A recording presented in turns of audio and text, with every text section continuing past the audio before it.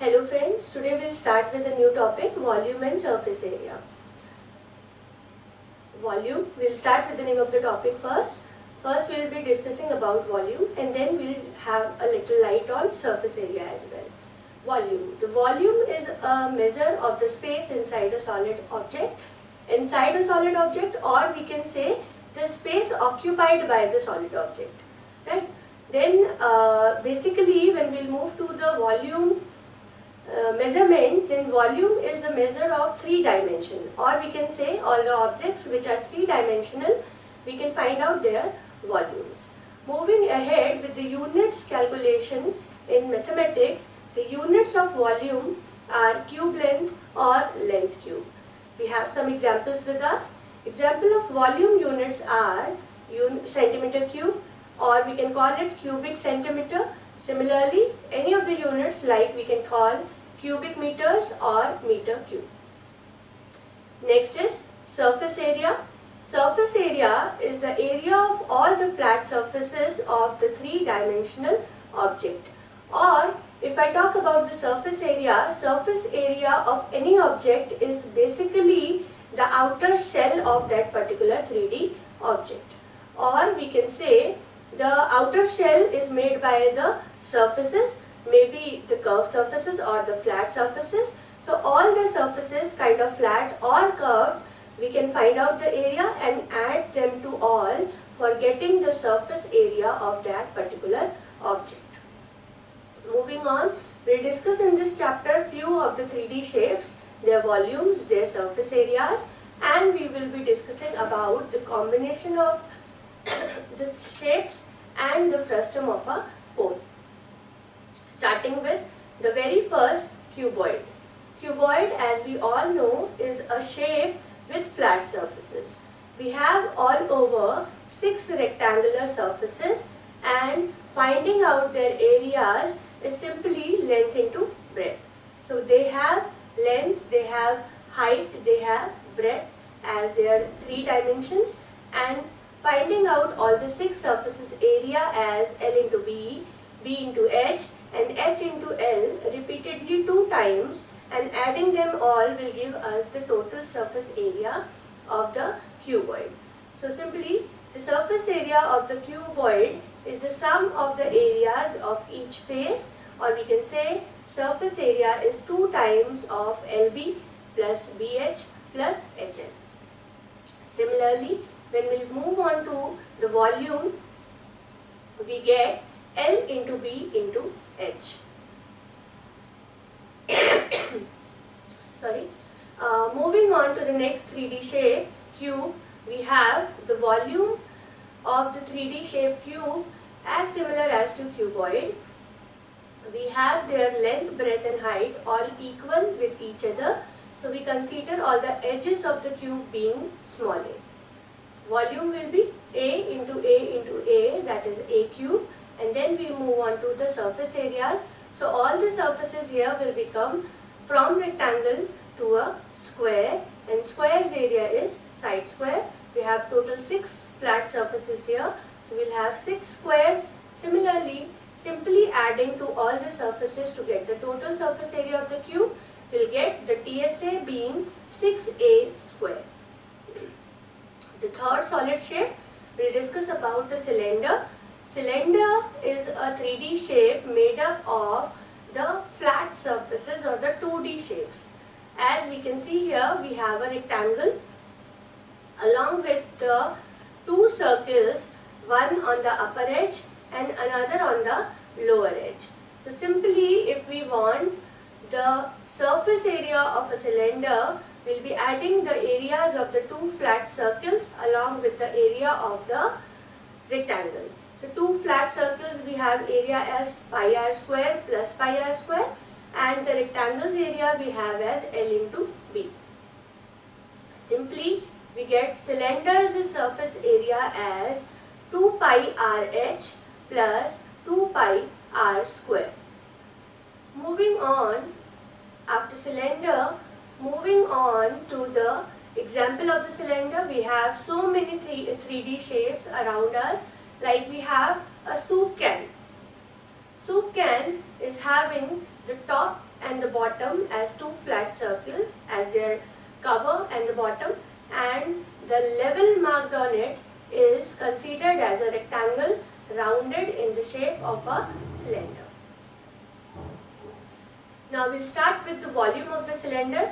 Volume of the cylinder, we have so many circles attached, as if I consider there are H circles attached on each other, on the top of each other.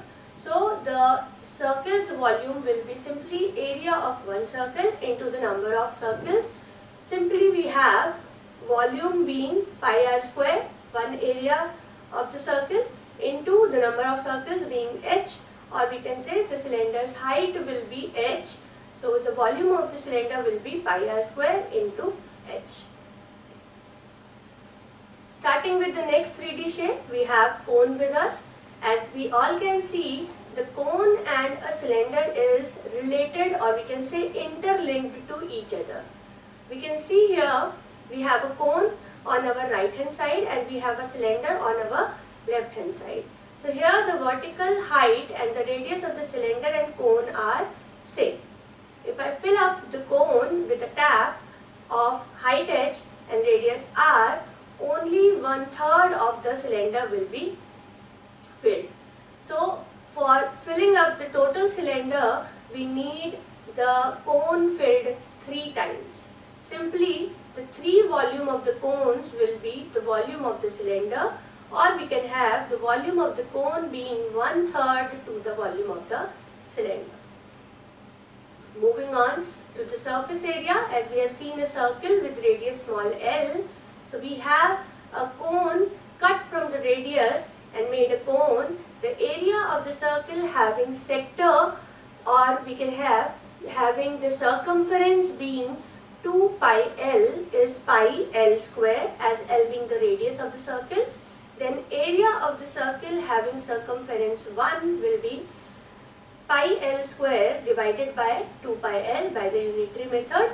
Similarly, we want to have for the complete circumference, for the complete boundary of the circle, it will be for the sector 2 pi r, it will be multiplying them, and the final surface area of the cone will be pi r l, where l will be considered as the slant height of the cone. Starting with the combination of a cone with a sphere. If we make a cone having radius and height equal to the radius of the sphere, then a water-filled cone can fill the sphere in 4 times, or we can say it is 4 times the volume of the cone. So we can see the cone's volume being 1/3 pi r square h. If h is equals to r, it will be 4 times 1/3 pi r cube for the volume of the sphere, or simply the volume of the sphere will become 4/3 pi r cube. Volume of the sphere, as we have discussed already, that the height will become equals to the radius for the case of the sphere. The vertical height and the radius of the cone are same as the radius of the sphere. So 4 cones are filling up, and we need 4 times cone to be filling the sphere to get its complete volume. As the tap has filled the cone 4 times and the sphere is completely filled. Hence, the volume of the sphere will be 4/3 pi r cube. Simple comparison between all the volumes or the surface area of the different geometrical figures, or we can say in the 3D shapes. We have surface areas as 6a square, 2 pi rh, pi rl and 4 pi r square for the respective shapes made on the top. As we have 6a square for cube, we have 2 pi rh for the curved surface area of the cylinder. Then we have pi rl for the curved surface area of the cone. We have 4 pi r square for the sphere. Coming on to the volumes, we have a cube for the cube. We have pi r square h for the cylinder. We have 1/3 of the pi r square h for the cone, and for the sphere we have 4/3 pi r cube. Moving ahead with the area and volume comparison of some different shapes. Like if we move on to the hemisphere, the last fourth column, hemisphere, we have 2 pi r square as the curved surface area of the hemisphere, and we have 2 upon 3 pi r cube as the hemispherical's volume. Now we come to chopping up a cone. Let's chop down a cone. If I have a cone of height h and radius, we have some specifications being given till the point where we have the radius being smaller and the capital R for the lower bottom. Then we have capital H for the upper half and we have small h for the lower bottom. So when we cut it horizontally, a cone is placed, and when we cut it horizontally, we get a small cone cut out from the top, and the remaining portion down is known as the frustum of the cone, with the upper end radius as small r and lower end radius being capital R, and the height of the frustum being small h. Smaller cone we have with radius small r and the height being capital H. And the conical frustum we have as we have already discussed. So we have simple chopping of a cone, and the two different shapes, a small cone and a frustum of the cone, will be made. We'll start with some real life frustums, as we can have a person with a cap shaped frustum, or we can have the top of the night lamp as a shape of a frustum, or simple example, in our washrooms we have buckets in the shape of a frustum. Starting with the surface area of the frustum, as we have already discussed, surface area of the frustum will be simple, the areas of the flat surfaces along with the area which is curved.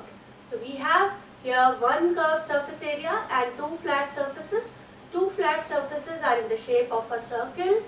First circle will be pi small r square, the upper end, and the lower end will be pi capital R square. Then added to the curved surface area being pi small r plus capital R plus the lateral height being small s. The lateral height sometimes, as we have in cone, we have in frustum as well, represented by small n. So the simple surface area will get as pi in the bracket small r plus capital R into small s plus pi small r square plus pi capital R square s. Where small s, the lateral height, can be calculated by under the root capital R minus small r whole square plus the height of the frustum square. Moving to the frustum's volume, we can see that we have a small cone with small r as the radius and small h as the height, and a frustum here with the big cone part we have. If from the bigger cone I subtract the volume of the smaller cone, simply the volume left out will be the volume of the frustum. As we can see, the volume of the big cone minus the volume of the small cone as 1 upon 3 pi capital R square h capital 1 minus 1 upon 3 pi small r square h. So we can find out the volume of the frustum like this. Thank you for the day.